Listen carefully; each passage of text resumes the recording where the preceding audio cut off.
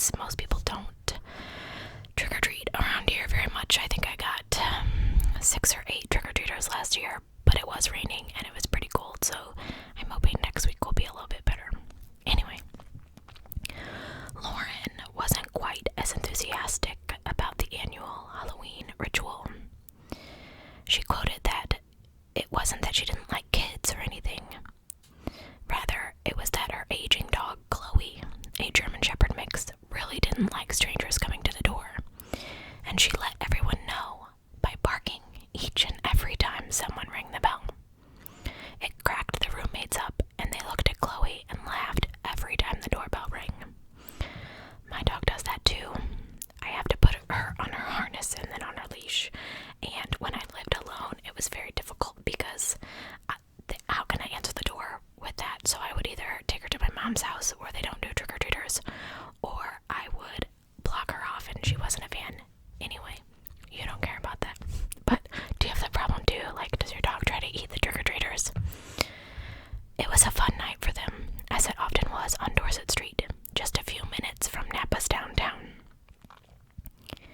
Lauren, Adriane, and Leslie, 3 single women, got along famously and without all that drama. That's part of many roommate situations. All 3 of the girls were brunette and 26, but that's where the similarities ended. Leslie was a small-town beauty queen with stunning green eyes. She'd been in Napa for only 6 months. She grew up near Orlando, Florida, and then later Anderson, South Carolina. I love both of those places, by the way. She went to college at the University of Georgia. Being a Southerner, she was the most distinctive of the 3 roommates, simply because she was the outsider. She was new to town and in a hurry to meet new people, and she did so with a vengeance. She was brimming with social energy. She liked to eat out, go to bars, and dance until all hours of the night. She loved dancing and had studied classical ballet for 15 years. During the day, she worked at the Niebaum Coppola winery in the sales department, where she used her well-honed people skills to good advantage. Adriane, Insogna, I'm sure I'm messing that up, Insogna, was an assistant manager at the Napa Sanitation District. Having graduated from Cal Poly down the coast, she was a local, and she'd been raised up valley in Calistogga. I should really look these things up, shouldn't I? Calistogga, where she'd lived since she was 9. Adriane was a bit overweight, with a warm smile and an engaging personality. I couldn't find many pictures of these girls, so I'm just going off of what I was told. I don't know if she was actually overweight. She was close to her mother, Arlene, and made an effort to include Arlene, who was twice divorced, in some of her social activities. In short, she was the perfect daughter. She couldn't cook, her friends said, but she loved to bake. Sounds like me. And she and Leslie had made Halloween cupcakes that very day. Adriane loved volleyball, and she volunteered as a scorekeeper at the Napa Valley Community College. Adriane had become close friends with a girl called Lily, whom she worked with at the Napa Sanitation District as a civil engineer. Both Lily and her fiancé Eric Koppel had visited the house and seemed like a lovely couple together. Koppel had met Adriane a number of times, but he'd never met Leslie. Lauren Mienza was the quietest of the roommates.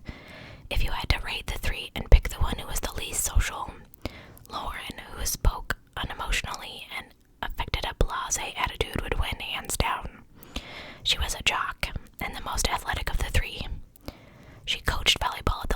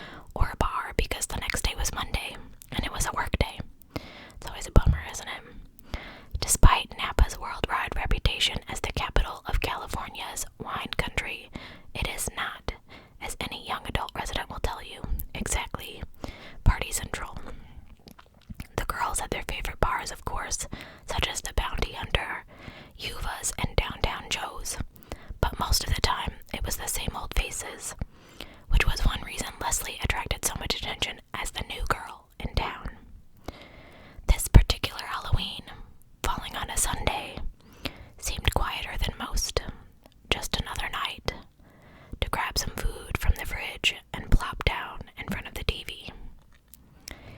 Adriane told the others she was going to pay a short visit to her on-again, off-again boyfriend, Christian, who lived a block away. That's pretty handy. Lauren headed into the kitchen to fix something to eat while Leslie kept her company, and then they both moved to the living room. Lauren had a DVD set of the HBO series 6 Feet Under, and they watched an episode and chatted till around 9:30, when Lauren got a phone call and wandered into her room. I almost said downstairs bedroom, but we'll get there. About 25 minutes later, she heard Leslie say goodnight. "Good night," Lauren had answered. "I will see you tomorrow." Upstairs, Leslie prepared for bed and received her second call that day from Lee Youngblood Sr., the father of an ex-boyfriend from South Carolina. Some of her friends were quoted saying it bothered her that Lee Sr. called so often, and she did not accept this call. It seemed as though he'd never gotten over the breakup between Leslie and his son. According to one of Leslie's closest friends, Leslie broke up with Lee, at least partly because of his father. I'm just going to pause for a second. There's something weird about that. Like, why would you call your 20-some-odd, maybe he's 30-year-old son's ex to convince her to get back with your son? Like, that's kind of weird. Like, why? I mean, why do you have her phone number? Anyway, take a little sippy break here.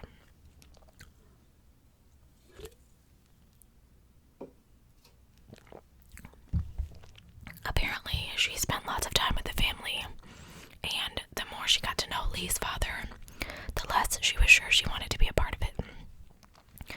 So she knew there was something creepy about that dude too. Anyway, ultimately she decided to part ways with Lee and leave South Carolina. But that did not keep Lee Sr. from calling. By 10:30, Adriane had come back from Christian's house and found Lauren back in front of the TV. "It's been a long day," Adriane said. "I'm gonna go to bed. I'll see you tomorrow." "I'm turning in soon, too," Lauren said.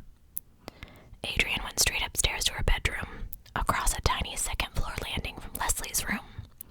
The bathroom was between them. Inside her room, Adriane replayed the last 24 hours in her head. She'd been with Christian the previous night and long into the morning, and had gotten virtually no sleep. She was as close to love as she'd ever been. She was tired but happy and wanted to luxuriate in the feeling a bit longer. So before she fell asleep, she sent Christian one last text. "Thank you for yesterday. It was one of the best days ever. I wish it could be forever." Downstairs, Lauren let the dog, Chloe, outside and closed up the house. "I did normal things," she said. "I checked to make sure all the doors were locked and secure, and went to bed about 11 p.m. The house had a few ways to get in: the front door, the back door, and the garage door. I made sure the back door was locked because sometimes it would be left unlocked, but that night I locked it." She did not, however, check any of the windows, even though her bedroom was on the first floor. She was tired, and by 11:30 she was asleep. She was awakened when a security light tripped on behind the garage. It was between 1:30 and 2 a.m. Chloe gave what she called a warning bark, but Lauren says she dismissed the security light as one of the cats.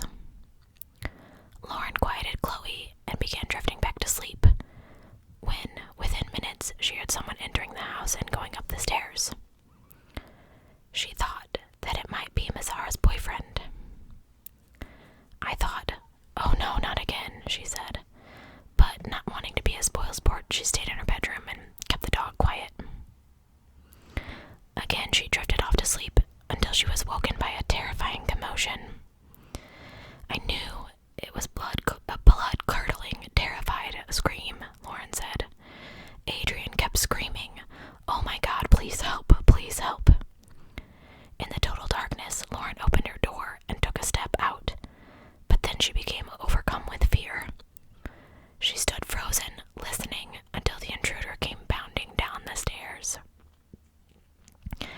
He was just flying down the stairs, breaking stuff as he came around, Lauren said. In response, she ran. But in her panic, she ran the wrong way. Out the back door, surrounded by a 6-foot fence and no way to get out. Lauren hid, and she heard the intruder struggling with the kitchen blinds in the front of the house. And then it got quiet, and all she could hear was the pleas for help. Fearing that she was trapped, she hid, listening to the sound of the person climbing out the window and running off into the night. Lauren bravely went back inside the house and went up the stairs towards the sound of cries coming from Adriane's room. When she got to the doorway, she saw Leslie face down in a pile of clothes, with stab wounds all over her upper body and arms. And Adriane crouched behind the bed, alive, but bleeding heavily from multiple stab wounds and unable to speak. Terrified, she tried to call 911 on the house phone, but found the line dead. She ran to get her mobile phone. Then she ran out. She called for help while running out to her car and driving away while on the line to emergency services in fear for her life, not knowing who was still in the house or who might be coming back. When police and emergency services arrived at the house, they found Leslie dead at the scene and Adriane fatally wounded. She died soon after the paramedics arrived. Both young women had been stabbed repeatedly, and while Lauren could tell the police what she heard, she had not seen the attacker and could not provide a description or any helpful information to find out who had done this. The police and the forensic investigators painstakingly combed the crime scene for evidence, which may help with the inquiry, while the girls' families were informed of the horrific events that had taken place that night. I read in one article that they found one drop of blood outside the kitchen window that the intruder had cut himself as he was leaving. And then that was pretty much it. For the next 11 months, officers interviewed over 1,000 people, and they collected hundreds of DNA samples in desperate attempts to solve these murders. These murders had rocked the normally quiet area of Napa Valley, a city which had not seen murder within its boundaries for 2 years. The news of this crime and no one being caught terrified everyone, and they took extra precautions for their own family's safety. Suspicion almost immediately began to surround several men who were said to have dated or had been dating Leslie, including Brian West, who rather bizarrely built a tribute website to her after they broke up. There was also the ex-boyfriend William Lee Youngblood, who Leslie had broken up with shortly before moving to Napa, and whose father was strangely still calling her. In September of 2005, police released that they had found a DNA match from cigarette butts that were found at the scene. Furthermore, these cigarettes, which they believe had belonged to the killer, were of an unusual brand, Camel Turkish Gold, which they hoped would prompt someone's memory on who smoked this brand. The response they received just days later was a surprise. On the 27th of September 2005, Eric Koppel, the now husband of Adriane's friend Lily, turned himself in to the police, confessing to the murders of both Adriane and Leslie. However, his motive and details were pretty patchy and elusive. He related that he'd gotten drunk at a Halloween party and passed out after his fiancée had brought him home. He remembered waking up, getting zip ties and a 5-inch knife, driving to their home, smoking his cigarettes by the garage, prying open a kitchen window, and then, of course, it gets fuzzy. According to Eric,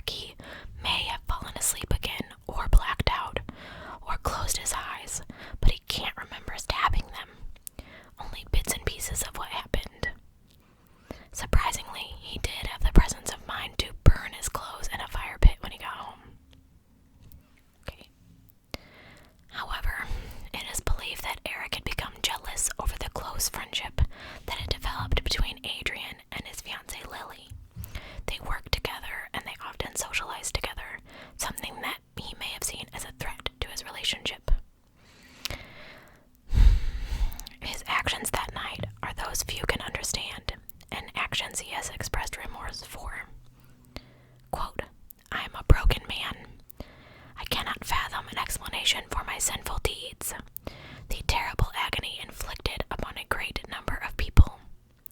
Words evade me." End quote. Oh, really? They don't evade you, you just gave a quote. Eric Koppel's confession came after he became nervous about the police announcement, thinking that it was only a matter of time before they found him, and it probably was. He confessed to his family that he was the killer that they were looking for, who convinced him that he had to tell the police, which I hope my family would do the same thing. And his family accompanied him to the police station to do so. When he was interviewed by the police, he told them, though he could hardly recall committing the murders, they had had a bitter fight earlier in the day, and it was the day before their wedding, and that he felt that her relationship with Adriane was somehow negatively affecting her commitment to him. Obsessively afraid of losing his fiancée, he'd concluded that, in order to salvage their relationship, Adriane needed to die. Although he couldn't account for why he killed Leslie.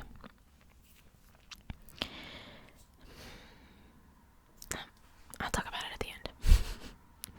I was gonna go there, but we'll wait. Lily, who had asked Adriane's mother to read a poem for Adriane at her wedding. She'd had no idea the man she married was the same one who had brutally taken the life of her friend a year earlier, who had stood by her side as she attended the funeral and candlelight memorial held in their honor just weeks after their death. He actually sat next to her when she did an interview for 48 hours and said that she hoped her friend Adriane had hurt the killer. And he just sat there stoically, like it's really weird. It's really weird. Anyway. Eric Koppel was charged with double murder, and he pled guilty to both charges. After discussions with the victim's family and with Koppel's attorney, an agreement was reached that he would be sent to prison for the rest of his life, without any possibility of parole, in exchange for not getting the death penalty. He also waived his right to appeal. As he was jailed, Lily told the court, "In the days before he confessed, I knew something was terribly bothering him, and I told him, Eric, there's nothing in this world that you could do to make me love you less. Those words are just as true today as they were that afternoon." Lauren Mianza has been plagued with fear and questions ever since the murder. Why didn't he kill her? She's asked herself. How did she survive and her friends couldn't? Eric Koppel will now spend the rest of his life behind bars. Two young women in the prime of their lives were murdered inside their own home, in an act which has devastated their families and left holes in their lives that can never be filled. At his sentence hearing, Leslie's mother, Kathy Harrington, spoke directly to him, and she said, "For the rest of your life, you and your family will experience what both of your victims and loved ones have felt. Terror, desperation, hopelessness, violence. I wish I could tell you that I forgive you, but at this time I cannot.